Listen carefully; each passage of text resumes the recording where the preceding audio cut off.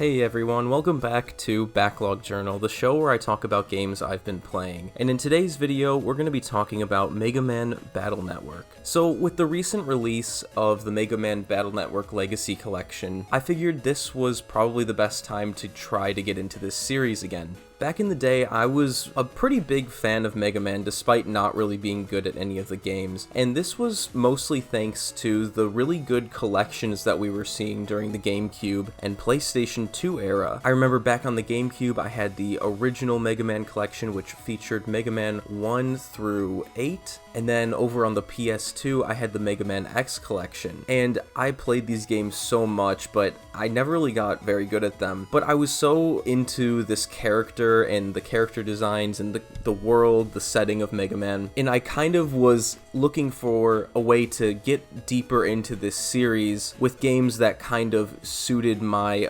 gaming abilities a little bit better, if you will, than the kind of reaction Twitch gameplay of the original Mega Man and Mega Man X games, because I was just so bad at them. So fast forward a little bit, and I'm at my local library of all places, and I'm looking at the comics section, and I didn't know what manga was at the time, but I happened to see Mega Man written on, a book, and I was like, oh, what is this? And it was actually the Mega Man Battle Network manga. And back then, this was probably like 10 to 15 years ago at this point, I didn't really know what manga was. I knew what anime was, but it was still a very new concept to me. So I remember checking out the first book of the Mega Man Battle Network manga at my library and reading it and just thinking it was so cool. And back then I didn't realize there was a series of games and that's what this manga was based on. I thought it was like an alternate universe kind of story about the original Mega Man series, and then going back and playing those original Mega Man games, I remember thinking, oh, I'm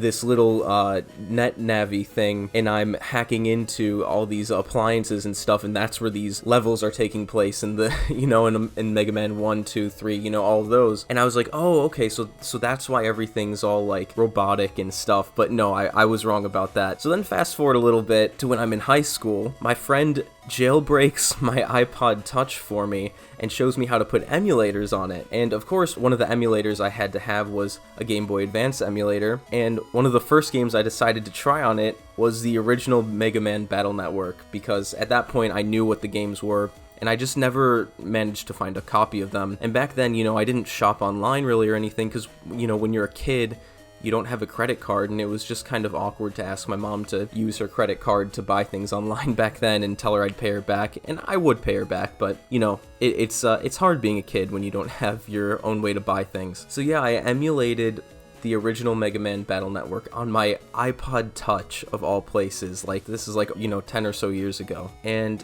I just remember being like, okay, the graphics are cool, I like the world, I love the character designs, and I wanted to like the gameplay, but the problem was, back then, emulating Game Boy Advance games on an iPod Touch did not work very well. The games ran really poorly, they were laggy, I remember the music was, cutting in and out all the time. It was just not, it was not the ideal way to play this game. So that was the last time I tried to get into this series, and I was just like, you know what, it's just not working. So fast forward to now, and we have the Mega Man Battle Network Legacy Collection, and when this was announced, I was like, you know what, when this comes out, I'm going to try to get into this series again. And then when it came out, I've been wanting to get a physical copy, but they've been sold out everywhere, so I haven't been able to get one yet. So I was looking into, the best versions of the game to play and all that kind of stuff, and I discovered that Japan got a remake of the first Battle Network game on the DS. And I was like, oh, okay. And then I discovered it had a fan translation to English, and I was like, oh, that's perfect. So I put it on my DS R4 card, which is like a flash card for the DS, and I'm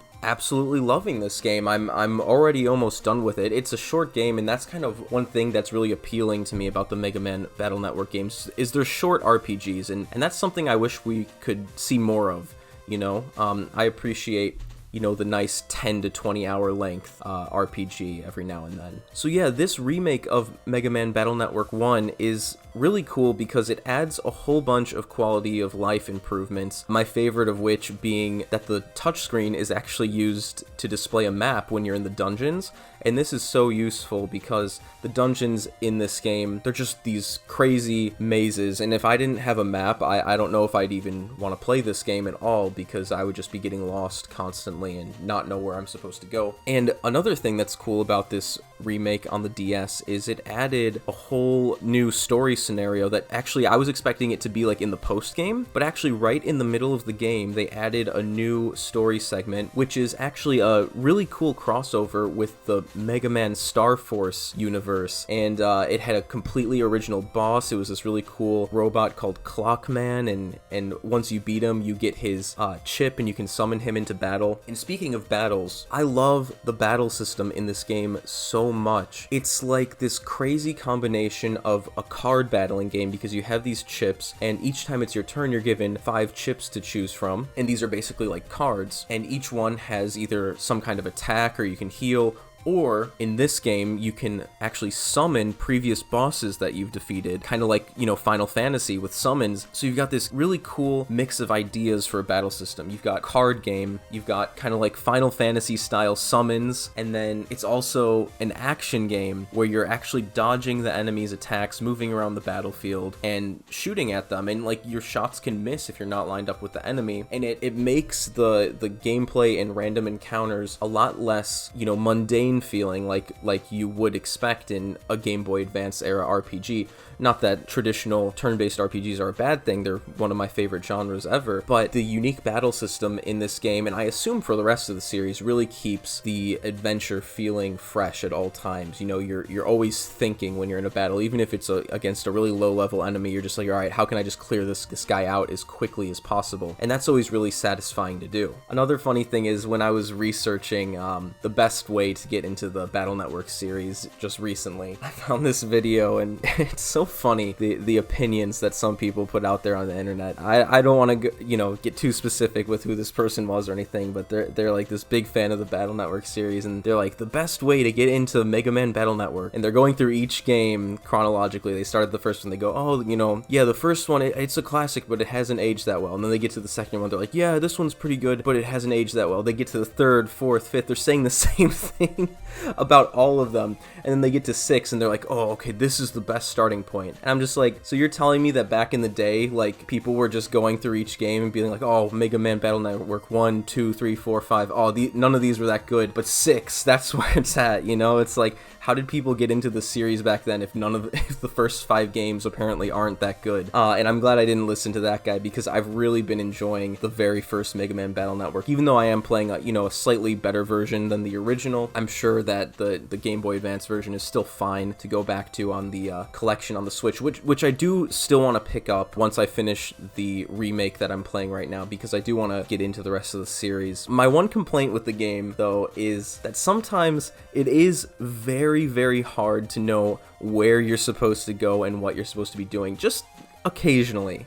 And that's a problem with a lot of RPGs from back in the day. You know, the 80s, 90s, and even the early 2000s struggled with giving you the proper guidance that you need to progress in games a lot of the time. For example, there was this one part where you meet one of your classmates after school, and she's like, hey, Lan, and you know that's the main character's name. Hey Lan, let's meet in the next town over and go shopping together. And you're just like, okay. So you go to the next town and you're by the mall, and she's not there, and you're just like, oh, is this part of the story? Did I get stood up by a girl, you know? And you're just like, what is going on? So I'm looking around the town, like, what am I supposed to do? You know, is she missing? What happened? And then I was like, okay, nothing's happening. So I check a guide, and you're supposed to go and talk to her at her house first, and then meet her in the town. And it's just like, okay, how did I know I was supposed to go do that? Like, she said, let's go meet and go shopping. So that's what I did, and then she wasn't there, and it was because I didn't trigger this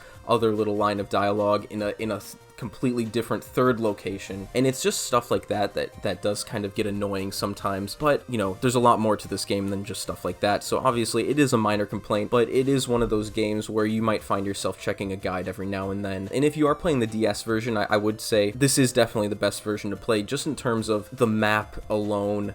When you're in the dungeons, because it is so helpful, and they are pretty hard to navigate, and I'm a little bit nervous going into the rest of the series, because I'm going to be playing, you know, those original GBA versions because only the first game got a remake, and I don't think any of those other games have maps, so I'm a little bit nervous about that. I like having a map when I'm playing games, especially RPGs with random encounters, but yeah, I love this game. I love this game a lot. I am so glad that I'm finally having a good experience with it because playing it on an iPod Touch back in like 2011 was not the way to go, I have to admit. So yeah, I am very much so looking forward to finishing this one. I'm very close to the end. I'm like at the final dungeon right now. So yeah, guys, what are your thoughts on Mega Man Battle Network? Do you, like the YouTuber that I watch, think that every game in the series except for the very last one is not that good? It's so funny. It's so funny the things people say on the internet, isn't it? But yeah, what do you think about Mega Man Battle Network? I really love this game, and I am looking forward to seeing more from the series. So thanks so much, guys, for watching, and I'll see you in the next one. Take care.